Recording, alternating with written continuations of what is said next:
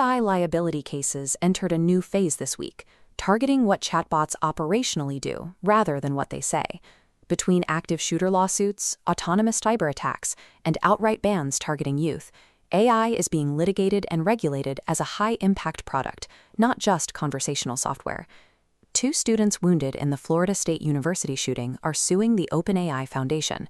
They allege that over the course of a year, ChatGPT provided the shooter with the tactical support he needed to plan the attack.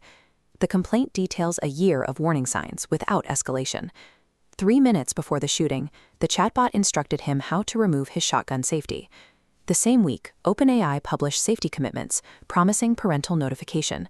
Plaintiffs argued those mechanisms were absent when it mattered. OpenAI is navigating an IP dispute with Apple. 40 former employees now building OpenAI's hardware division received preservation letters, signaling a trade secret investigation. Failing to escalate documented physical threats creates specific product liability risk. Paired with hardware IP litigation, Frontier Labs face exposure across their entire operations. Hugging Face disclosed a cyberattack driven by an autonomous AI agent, recording tens of thousands of malicious actions in 48 hours.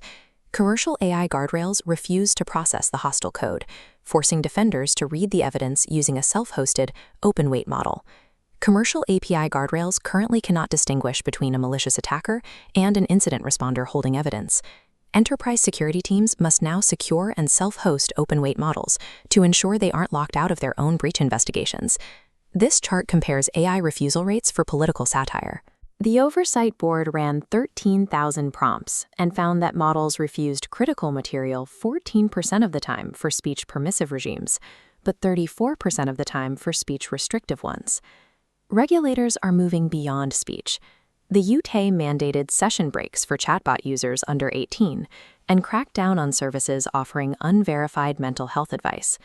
The UK also put outright chatbot bans on the table for systems posing a serious threat to children, resetting the baseline for Western AI regulation.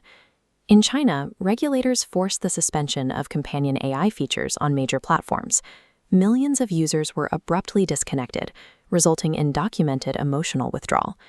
The industry measured this dependency long before the government acted. A Tencent survey found that 70% of respondents reported emotional dependency on their AI agents.